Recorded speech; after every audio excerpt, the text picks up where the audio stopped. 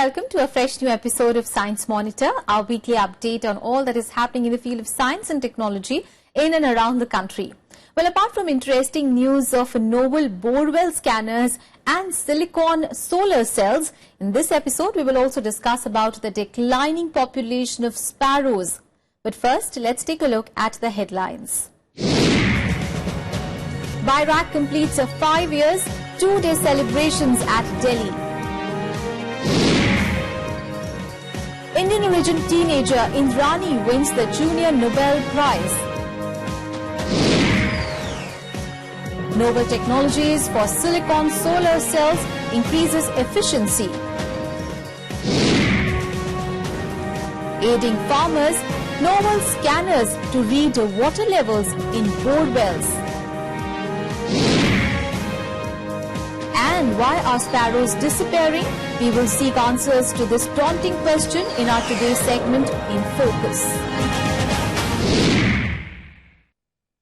The Biotechnology Industry Research Assistance Council, or BIRAC, the pioneering organization promoting research and innovation in the area of biotechnology for national progress.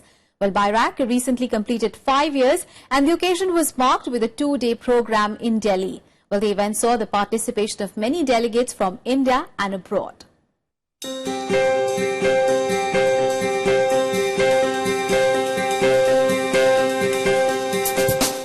Thanks to the persistent efforts of country's researchers, India is today one of the leaders in the biotechnology sector. From novel research to translating the knowledge to products, India is on the path of developing a robust end-to-end system, nurturing creativity. Promoting technologies, innovations in the country, the Biotechnology Industry Research Assistance Council, popular as BIRAC, recently completed 5 years. The occasion was marked with 2 days celebration in the capital under the theme Impacting the Biotech Innovation System. Presided over by the Honorable Minister of State for Science and Technology and Earth Sciences, Shri Y.S. Chaudhary, the 2-day meet saw enthusiastic participation of stakeholders and dignitaries from both India and abroad. Applauding the efforts of BIRAC, Shri Y.S. Chaudhary mentioned that India is set to become a global innovation hub by 2020. Speaking on the occasion, Dr. K. Vijay Raghavan, Secretary DBT and Chairman BIRAC, stresses upon BIRAC's commitment to promote social entrepreneurship to build an inclusive society. अब तक जो stimulus किया है भारत ने वो सरकार के पैसा से ये दिखाया है कि ये हो सकता है, लेकिन अगर स्केल करना हो पूरी देश में और स्केल करना हो सब सेक्टर में, एग्रीकल्चर, हेल्थ में, एनर्जी में, सोसाइटल डेवलपमेंट में, अगर स्केल करना हो सिर्फ सरकार के पैसा से नहीं हो सकती है, वो वेंचर सिस्टम से सपोर्ट भी चाहिए. सरकार के कई नए प्रोग्राम्स हैं, डिपार्टमेंट ऑफ बायोटेक्नोलॉजी के नए प्रोग्राम्स हैं और BIRAC की टीम बहुत बढ़िया है, तो मेरा फुल कॉन्फिडेंस है कि कोई दिक्कत नहीं होगी, BIRAC और बढ़िया करेगी. The event also focused on charting out action plans required to scale up the innovations pertaining to the biosciences sector that affect the lives of 1.3 billion people in India. The Foundation Day celebrations were followed by the Grand Challenges India meeting from 21st to 24th March, which saw the participation of leading institutions like BMGF, Wellcome Trust, USAID and many more.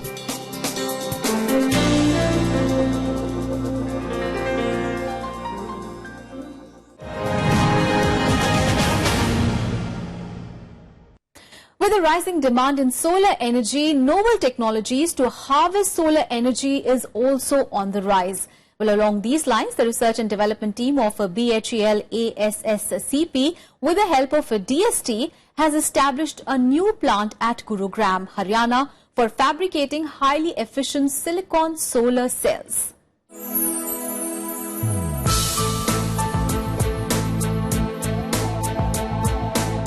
While the fever of renewable energy in the form of solar power is fast catching up, so is the strive for novel technologies to meet the demands. Working along these lines is the R&D team at BHEL, ASSCP, Gurugram and Haryana, the only R&D center in the country where industrial R&D on silicon solar cells is being pursued at pilot scale. The team has been scripting new chapters in harvesting solar energy with the development of novel unit processors for high-efficiency silicon solar cells. इस BHEL ASCP में हम यहाँ पर silicon technologies के नए processes develop करते हैं जिससे कि सिलिकॉन सोलर सेल्स की एफिशिएंसीज को बढ़ाया जा सके। जो मेन दो प्रोसेसेस हम यहाँ पर करते हैं उसमें एक का नाम है हेट्रोजंक्शन, जिसमें कि हम क्रिस्टलाइन सिलिकॉन पे अमोर्फस सिलिकॉन को डिपॉजिट करके हेट्रोजंक्शन बनाते हैं। दूसरे प्रोजेक्ट में हम काम कर रहे हैं जिसमें कि हम पी टाइप सिलिकॉन को यूज करते हैं और कन्वेंशनल टेक्नोलॉजी जिसको कि एल्यूमिनियम BSF टेक्नोलॉजी बोला जाता है उस पर काम करते हैं और उस पर भी हमने नए प्रोसेसेस डेवलप किए हैं। Towards this end, BHEL ASSCP has established facilities and has developed many innovative tools for the surface preparation of silicon wafers using acids and alkalis under controlled conditions. The facilities at BHEL ASSCP includes a precision screen printer, firing furnace, light-induced plating system and chorus scan test setup. The team has been developing high-performance silicon wafers using AI BSF technology and heterojunction technology. This includes the use of plasma-enhanced chemical vapor deposition system to deposit silicon layers on large area wafers to produce psi heterojunction solar cells at pilot scale. एक last process है जिसको हम printer और firing furnace बोलते हैं। इसमें हम solar cell को डालते हैं और इसमें कॉन्टैक्ट्स प्रिंट करते हैं और इसमें हम उसको फायर करते हैं जिससे कि हम बेंचमार्क एफिशिएंट सोलर सेल्स हमने यहाँ पर बनाया है और बनाते हैं। तो इसमें हमने रेडी टू प्रिंट बहुत सारे अलग अलग सोर्सेज से वेफर लिए और उसको हमने प्रिंटिंग करी जिससे कि उसका एस्पेक्ट रेशियो बढ़ाया हमने फिंगर्स के, और इसमें हमने फायरिंग ऑप्टिमाइज किया जिससे कि उसका सीरीज रेजिस्टेंस या कॉन्टैक्ट रेजिस्टेंस घट गया और हमें अच्छे एफिशिएंट सोलर सेल्स मिले। Funded by DST, the experts at BHEL ASSCP have been able to optimize the printing of silver and aluminium contacts and firing processes and produce benchmark crystalline and multi-crystalline solar cells. Using optimized procedures, ASSCP has successfully produced solar cells with more than 17% efficiencies. While BHEL ASSCP already holds more than a dozen patents in the area of renewable energy, the solar energy processes developed here have already been transferred to its production unit at Bengaluru.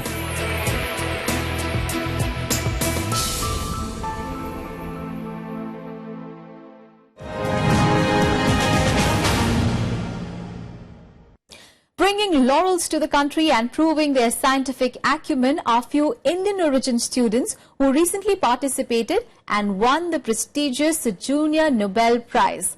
Well, among the winners is the 17-year-old Indrani Das, who topped the Regeneron Science Talent Search competition for her outstanding research on brain injuries.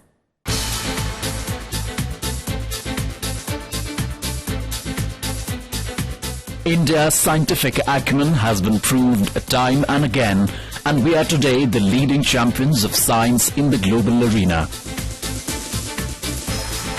Making India proud once more is Indrani Das, who has won the Junior Nobel Prize.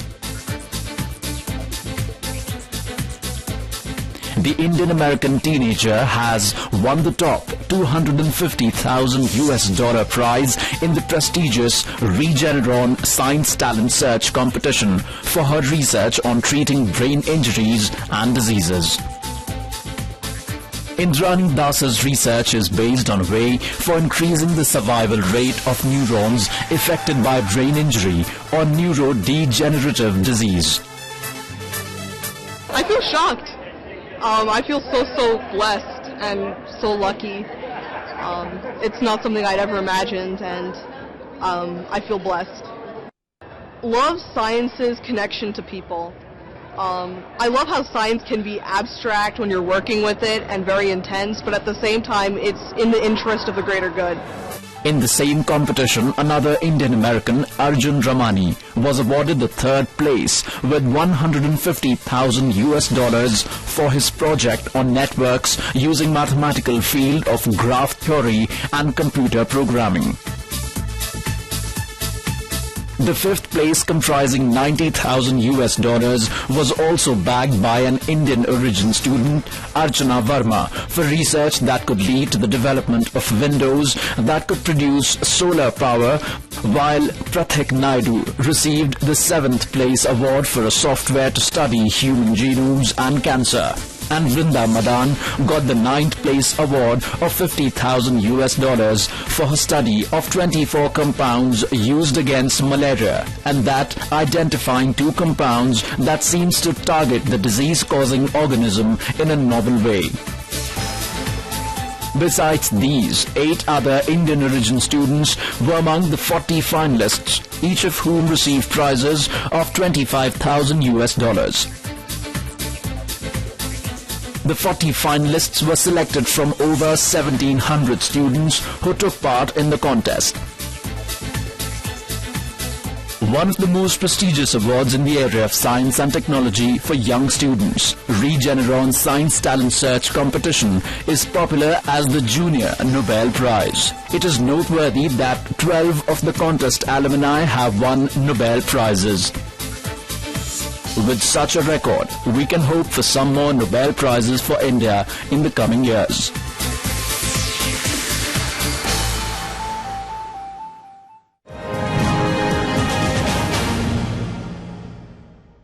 With the declining water levels, farmers are facing incredible hardships during irrigation. Now, one among them has decided to make things easier with the invention of a borewell scanner. Well, the scanner can go deep into the bore wells to estimate the level of water along with many other things. Let us see this report.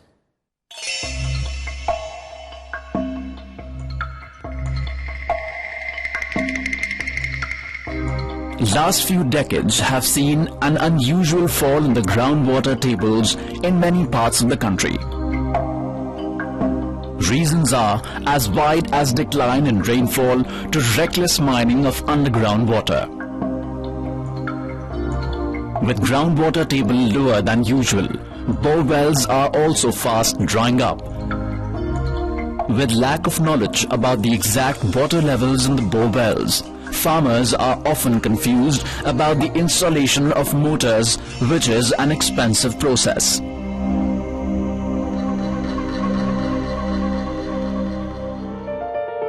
But the confusion has now been laid to rest with a novel borewell scanner developed by Mr. Girish, a farmer from Karnataka who is also one among those who has faced this dilemma.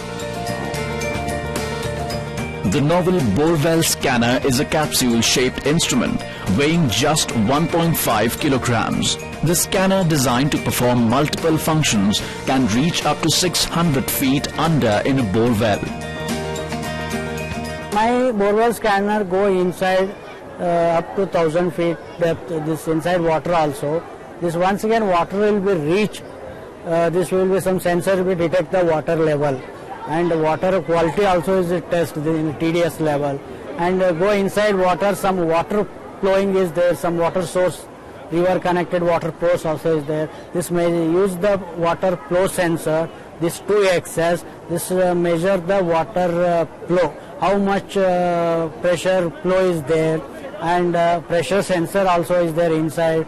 This every feet measure the water pressure. The scanner comes with an HD camera along with sensors to monitor temperature and pressure, digital compass, GPS and an LED display to project the results. The scanner equipped with these technologies detects the temperature and pressure of the water at certain depth and also provides information on the direction of flow of water. The scanner can also provide information on the environment surrounding the bore well. This can not only help farmers with the installation of pumps, but can also aid in deciding which crops to sow.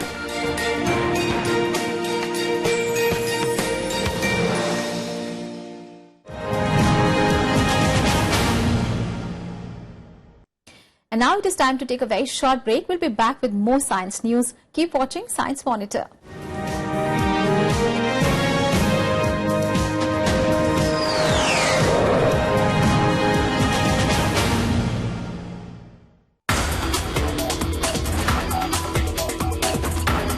Aditya L1. This is going to be the first Indian mission to observe the sun.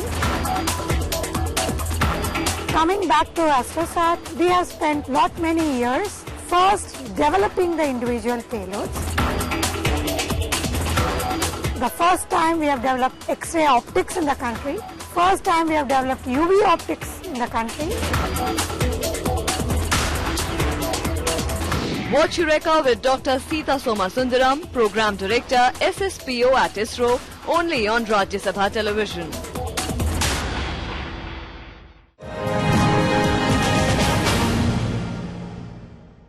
Welcome back. After the break, you're watching Science Monitor. Let us now have a look at some important science and technology activities happening in India and abroad in our next segment, Science Express.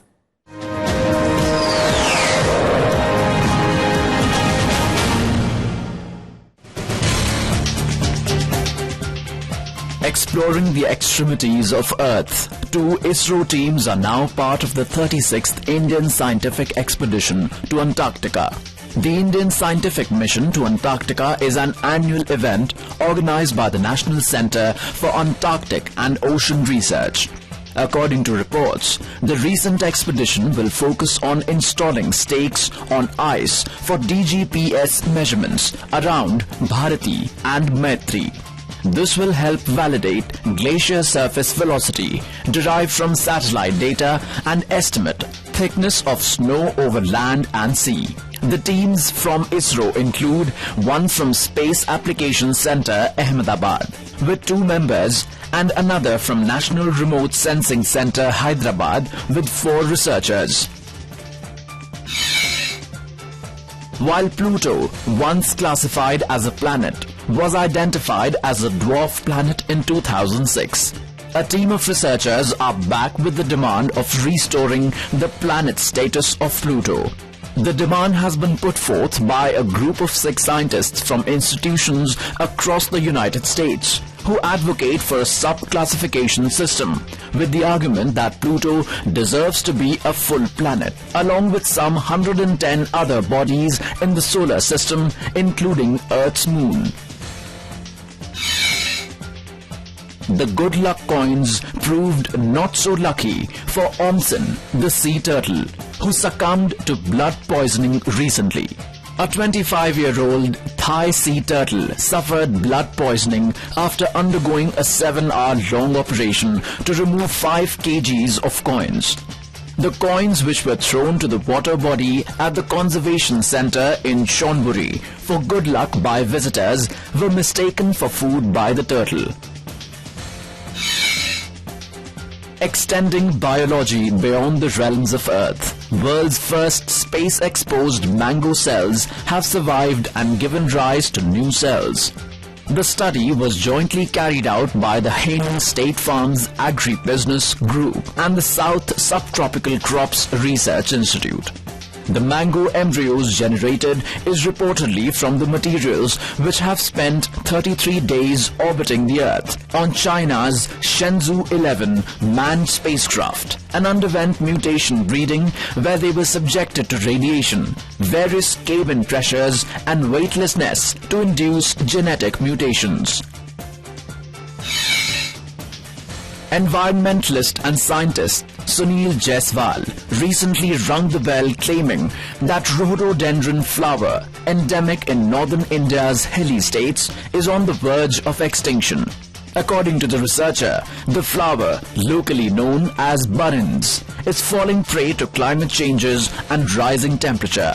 While the flower is popular among locals for medicinal uses, it is also scientifically proven to improve blood circulation, relieve hypertension, and boost immunity. Apart from religious beliefs, rivers, needless to say, are the lifelines of our country. In one step further to improve the status of rivers and conserve them, the Uttarakhand High Court has declared the Ganga and the Yamuna, two major rivers of India, as living entities. With this, the rivers have been bestowed with the same legal rights as a person. According to experts, the move could help in efforts to clean the pollution-choked rivers.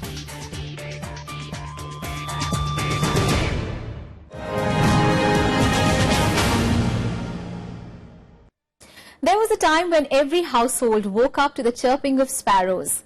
But the little brown birds, which were once everywhere, are today in the list of threatened species. With falling trees, spreading mobile towers and increasing pollution, these little birds are finding it hard to survive. But what is to be remembered is that these birds are crucial links of ecosystem, and conserving them is our need. That is why 20th of March every year is celebrated as World Sparrow Day. Our In Focus segment today is dedicated to our little friends, sparrows.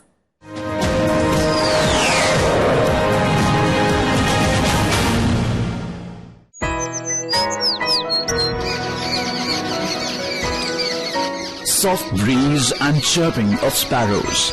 What could be a more ideal, dreamy start for a day? Once an integral part of households, sparrows are today a rare sight. And according to estimates, house sparrow, named so as they are a part of the house, has declined nearly 50% in the last 5 years. Scientifically called Passer domesticus, is common in most parts of the world. A small bird measuring only 6.3 inches and weighing only 24 to 39.5 gram. They come with shades of pale brown and grey with black, white and brown markings. House sparrows are known to be strongly associated with human habitations and tend to nest in urban or rural settings amidst human populations. Though some house sparrows play a crucial role in environment and are an important link in the natural food chain. While they are known to keep a check on insect and pest population in control by feeding on them, they themselves serve as food to larger birds like eagles and falcons. Sparrows are also agents of speed dispersal, and many of the common plants and trees depend upon them for spreading their progenies and germination. But what was once the most familiar bird to most of the global population is now in the IUCN Red List of Threatened Species. According to experts, a major threat to these tiny friendly birds are the mobile towers that are cropping up everywhere. Studies clearly suggest that the electromagnetic fields and radiation effects created by mobile towers and mobile phones have damaging effects on the nervous system and immune system of small organisms such as house sparrows and kill them. With the problem clear, we celebrate March 20th as World Sparrow Day in order to raise awareness about house sparrows and its conservation. Here are some tips to save these lovely little birds. Spread a little food grain in your balcony and gardens and keep bowls of water during the summers. Minimize the use of mobile phones and use anti-radiation covers. Plant more trees and bushes in your neighborhood. Reduce the use of chemical pesticides and insecticides. And those willing can even make a small and simple bird house for balconies and gardens.